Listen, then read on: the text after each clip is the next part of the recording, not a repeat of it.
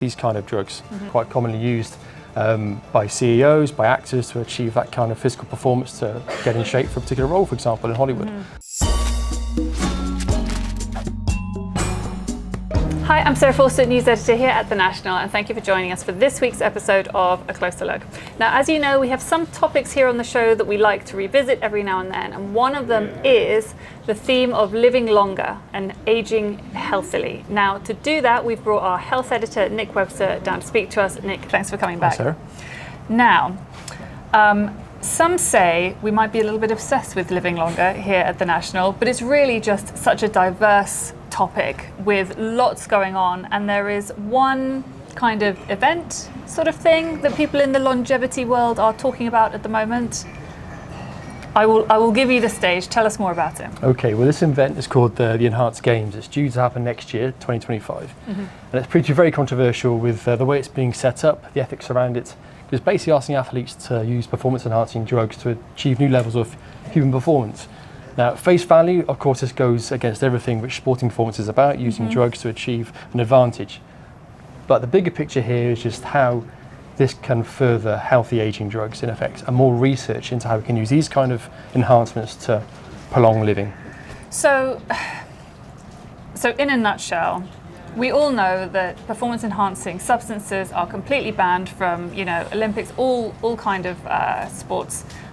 But someone has come together and organised an event where they're saying, basically, take within reason whatever you want, and let's see how high you can jump and fast you can run and that kind of thing. So the reaction from the longevity community is, well, maybe we'll get some more research out of this? Exactly right. Yeah, this is seen more as a science project as much as athletic competition, really. So rather than trying to be the fastest man on the planet or jump the highest in history, looking to see just how these kind of drugs, such as human growth hormone, certain steroids, enhancers like caffeine, these other drugs which are banned in certain quantities in competition, can be used to then further the research on other kind of drugs. Now, there is no kind of data set at the moment to see how these drugs are used in athletic performance at the moment, because they are banned. So this is new ground. This is a new area of research that scientists are looking at to see how they can develop further novel technologies and therapeutics to improve all our lives, in effect. Now, it's been set up by a group of very wealthy individuals, founder of PayPal, for example. Other tech billionaires have come together to try and finance these games. And experts I've spoken to this week, scientists who are involved in safety around the project, are pretty doubtful on just how many records could be broken. Again, there's a whole ecosystem around athletic performance, as you know, from a very young age. Someone has to have coaching, competition, access to equipment, and then the performance-enhancing drugs are almost a cherry on top, which create a little bit extra performance to get those records that they're trying to break here. But the experts are saying very few records are expected to be broken in this kind of environment, but we shall see. So it's not like you can take some substance and suddenly run faster than Usain Bolt? Not at all, no. And in fact, it's only the elite athletes who could really achieve this kind of high level of performance and have the potential to break these records. There is one swimmer, an Australian guy called James Magnuson, called the Missile. Okay. He is an Olympic swimmer, and he's performed at the highest level. He is trying to break the 50-meter freestyle record. And if he does, there's a $1 million prize up for grabs. So that's the incentive for a lot of these athletes. And having spoken as well with Aaron D'Souza, who's the founder of the Enhanced Games, he said the amount of people trying to apply to take part has been huge. They could have these games 5 times over. So there's a lot of interest in these games for sure. Okay, but there's a pressing question here. If they are banned substances, how are people getting them to take them to then perform in the Enhanced Games? Okay, well, they're banned in competition. But as you know, from many gyms, you can get access to these kind of drugs quite easily around the world. And they're quite commonly used by CEOs, by actors to achieve that kind of physical performance, to get in shape for a particular role, for example, in Hollywood. So these drugs are available, they're accessible, but being used in competition is where the restrictions are.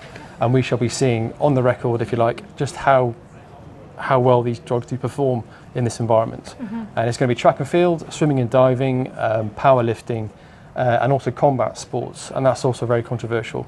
Having people going into the ring who are taking performance-enhancing drugs is a very controversial subject in itself. Yeah. So that's where a lot of these controversies come from. So, Nick, the object is to study people's performances when they're on these banned substances. However, these substances are only banned in professional competition. not in everyday life. So why don't they just get people to take them in everyday life when they're not banned and study those people? We're looking to see just the impact these drugs can have on individuals who are competing at an elite level. So they will have performance and training over maybe a 12 or 16-week period. They can see how they react without the drugs and then how they react with the drugs, and just see how the body changes in that time and how the performance increases. They don't have that level of research at the moment, so this level of competition, because these drugs are banned at Olympic level, so they just don't have that data to go on at the moment. There is actually a place being sort of either built, or it's at least, you know, proposed somewhere in the UAE called Longevity. Tell us about that place. Yeah, well, this is a place in Ras Al Khaimah that's going to be created to create this environment which is perfect for healthy aging, in effect. So they will have access to early diagnostics, they'll have access to the best healthcare services, the community will be self-sufficient so they can benefit from organic farming, and they'll have plenty of activities and purpose, if you like. We've spoken about before, purpose is very important for healthy aging. And it's not being built as a retirement community as such, just somewhere people can go to live well and live long and healthily. That's the idea. Ras Al Khaimah's got its reputation of having a great outdoor lifestyle, fantastic wadis, mountains, beaches, hiking, getting back to nature. Seems to be the perfect environment to have this kind of longevity being developed. So that's going to be taking place in the near future.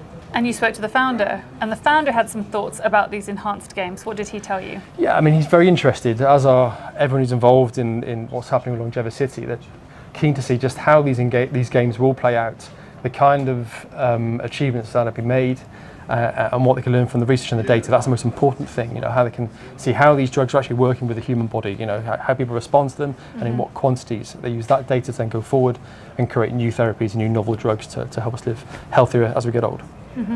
Okay, so obviously the key to living longer is probably not, banned substances from professional competitions, but we have our health editor here. So Nick, just quickly, for the sake of our viewers, what is the key to living longer? We've spoken about this before. It is lots of very simple aspects to this. It's eating well, eating healthily. It's getting enough sleep every night. It's minimising stress from your life, reducing stress if at all possible. Giving yourself a purpose every day as well, to get out of bed and do something which makes you happy.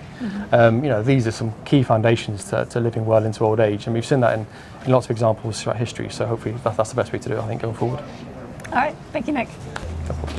Well, that's it for this week's episode of A Closer Look, brought to you from right here inside the Nationals newsroom in Abu Dhabi. Don't forget, if you'd like to see any of our previous episodes, you'll find them all on our YouTube channel.